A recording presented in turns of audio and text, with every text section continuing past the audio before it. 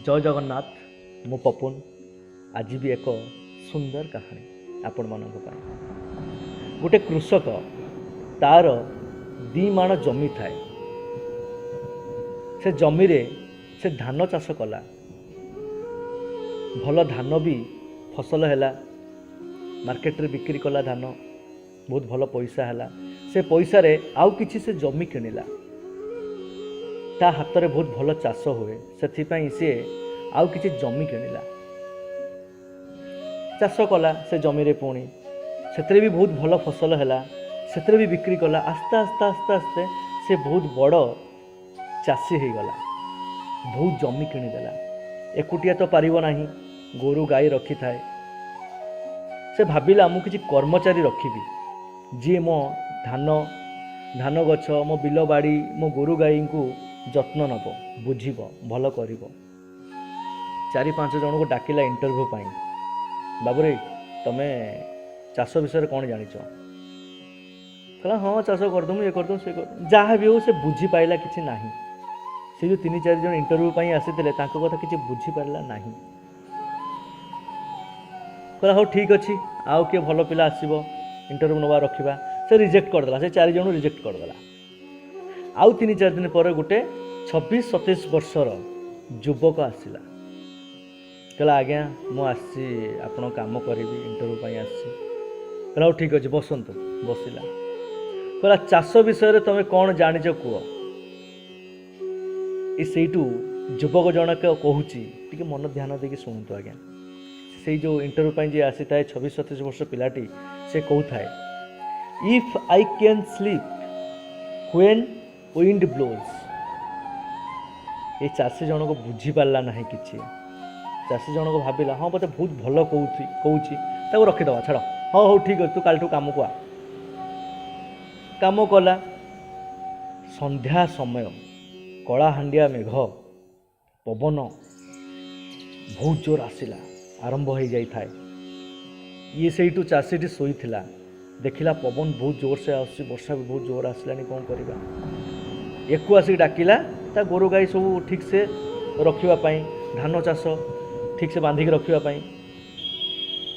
ये युवक जन को आसिक देखिला जते बेले युवक जनक आराम से पूरा निदरे शोईची। ये चाषी जन कहूची अरे बाबा एटा तो शोइबा काम नुह एटा तू आसे पवन धूम जोर आसलानी मो फसल मो गोरु गाई सब नष्ट हो जिवे। कहला आज्ञा मु आपन कही if I can sleep when wind blows.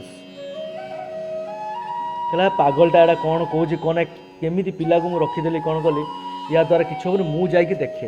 ये हठात पवन आसला। ये हठात जाइकी देखिला बेलू गोरु गाई आराम से साइज बंधा होती। फसल ता सब धान गछ मान गछ गुड़ा सब आराम से बांधिक रखा जाइए। जेमिति पवन धूम पवन मेघ आसिले किसी क्षति हम ना पूरा साइज कर भलसे रखी जाए। ये सेठू आसला युवक जन को कहला ये जो इंग्लीश रे जो पदटा कहूँ मानेटा मत टे बुझा। कहला आज्ञा इंटरव्यू मत आप पचारि चाष विषय तुम कौन जानिच? मु आपको कही if I can sleep when wind blows. आक्षरिक अर्थ कहले आपड़ किसी बुझीपारे। मु तार सारांश बुझाऊँ तार मर्म बुझाऊँ तार अर्थ आपन को बुझाऊँ। आमे जानी आगु विपद आसब मु आपन को कहिबार तात्पर्य होची आगु को विपद आसब ता पूर्व मु प्लानिंग करके रखी थाए। जिते बड़े विपद आसब मु सडन काम करी अधिक समय नष्ट हो जाए। से आपको कहली इफ आई कैन स्लीप जदि मु शुइबी व्हेन विंड ब्लोज जिते बड़े पवन बहिब जिते बड़े विपद आसब सेतिकाले मु आराम से शुई पारिबी। कहीं ना मु सॉल्यूशन करके समाधान करके रखी देइछि आज्ञा। आज्ञा हाँ ठीक आम लाइफ सेମିତି जिते बड़े प्रॉब्लम आसुची आमे जानिचंदी प्रॉब्लम आसीबो आगरु आमे किछि व्यवस्था करके रखु नांती। आमर सब बड़े गोटे वार्ड थाए हो हो देखिबा से असुविधा हो देखिबा।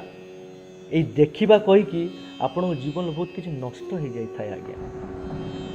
से मोर समस्त को अनुरोध जे स्टूडेंट अच्छी जे जॉब करिचंती जे भी जा आगु थोड़ा प्लानिंग करके रखु। जेतिका बेले प्रॉब्लम आसीबो ना आपन को सेतिका बेले सामना करने को पड़ो ना ऑटोमेटिकली हो जाइए से प्रॉब्लम आसिक आराम से पड़ेब किंतु आपण निजे बंचीजे आदि आपण प्लानिंग सहित सॉल्यूशन करके रखिदे ता पूर्व प्लानिंग कर रखिदे ताले आपण असुविधार सम्मुखीन होगा पड़ो ना। भिडियोटा बहुत भल लगे लाइक शेयर और कमेंट करेंगे। जय जगन्नाथ।